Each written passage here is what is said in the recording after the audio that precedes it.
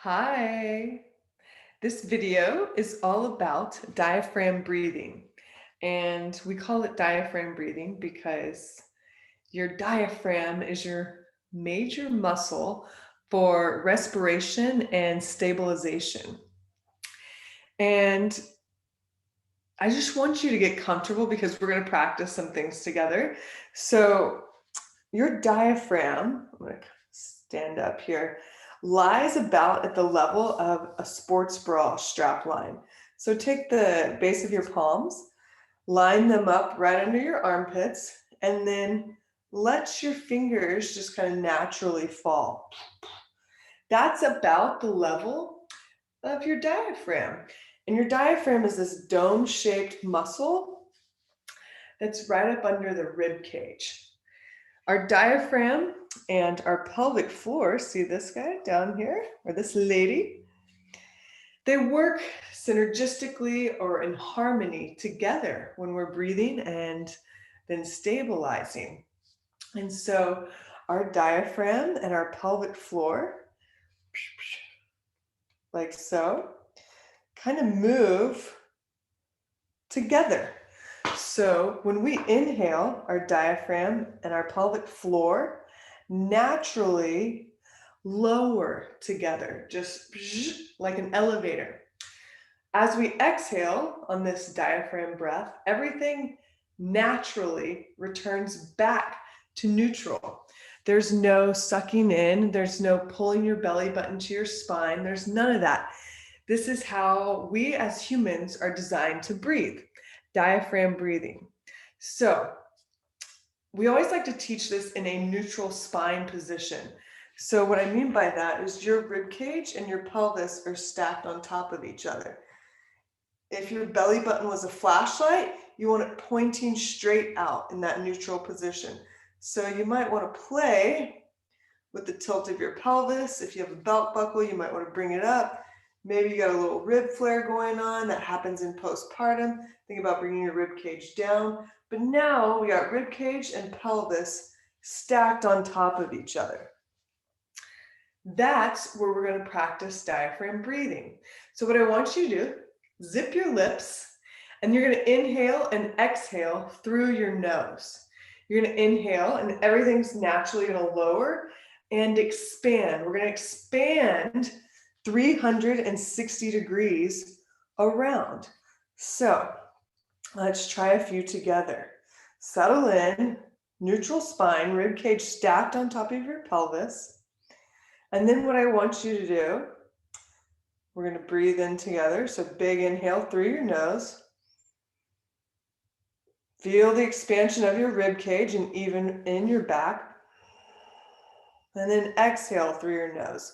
Let's do 2 more of those together. I'm going to put my hands here.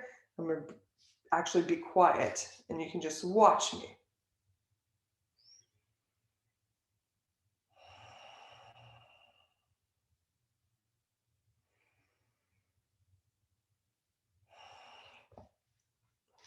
Cool. So from the side, right, line it up. I'll lift my arms.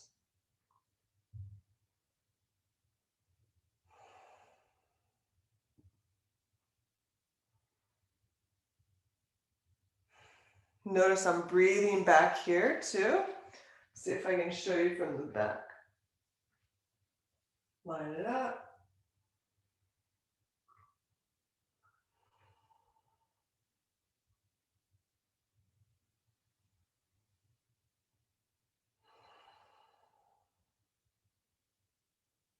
Look down here.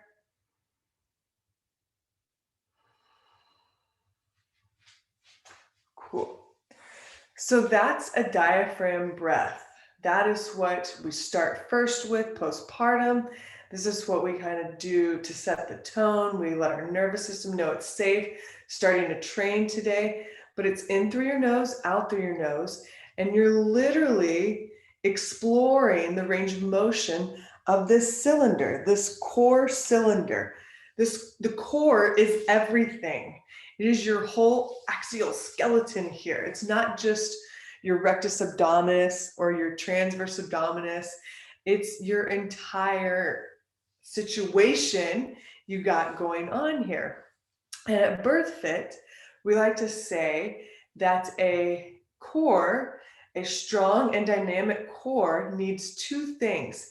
It needs all of these muscles playing and working in harmony together, and you need adequate task-specific internal pressure, or you need your own internal pressure system doing its thing, regulating, working, no leaks in the system.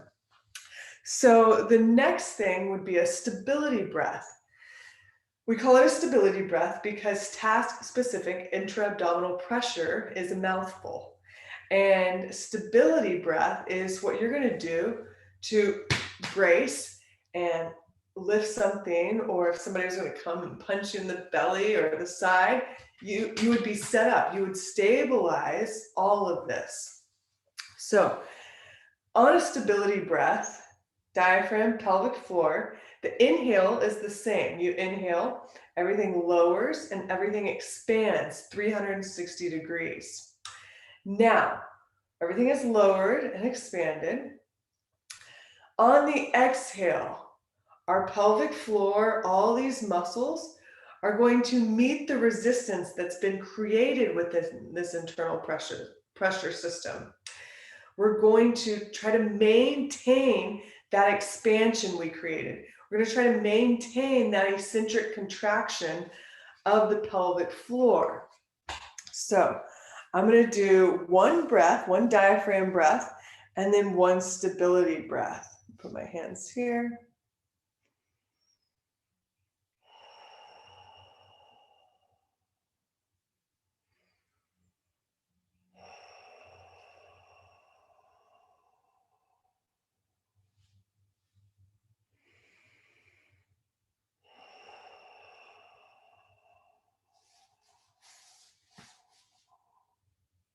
Bonus.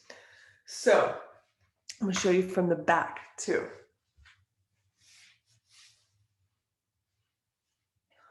First breath is diaphragm, and then the next one, and maybe this next one, are stability breath.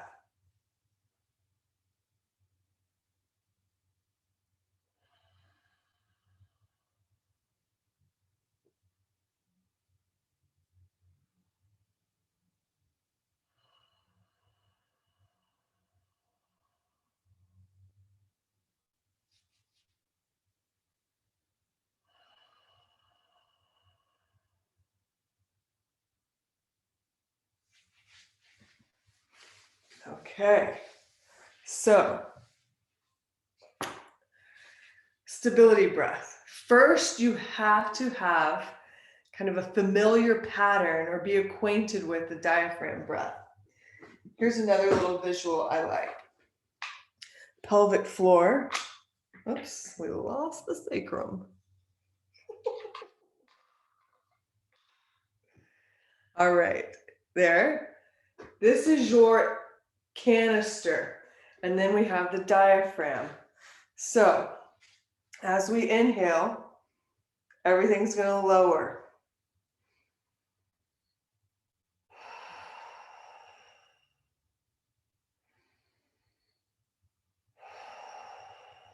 Now, that's a diaphragm breath.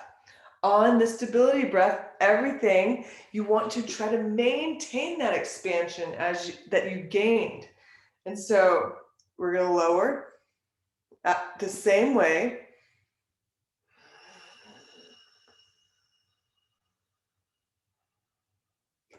And there may be a little bit of rise, but I hope this can give you a little visual, because you have to have adequate task-specific intra-abdominal pressure and all the muscles playing in order to have a strong and dynamic core. You can't have a strong dynamic core with just a super toned transverse abdominis. You can't have a strong and dynamic core with just rectus abdominis doing sit-ups all day. It doesn't work like that. Everything has to work in harmony and synergistically. Cool? Cool. All right, so here's a few tips. If you're getting stuck on the stability breath, what I want you to think about is blowing out some birthday candles. So you're going to inhale, everything's going to lower, and then the next breath, you're going to pretend like there's birthday candles, at least like 10 or 15 in front of you.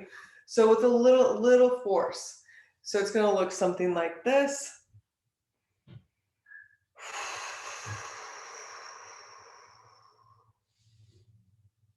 Cool. Let's try it again.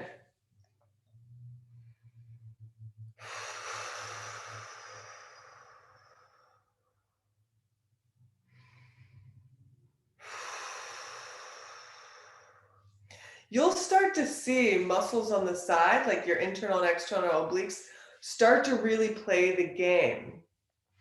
The other thing I'd like you to practice, like, think of that blowing out the birthday candles as like a step in the progression to the stability breath, because sometimes people will lose the idea of the expansion. Just think about blowing out birthday candles and maintaining that expansion. The next thing, maybe you have a gorgeous ball or you have a balloon, same idea. You're going to blow that up. So you're going to inhale and then blow.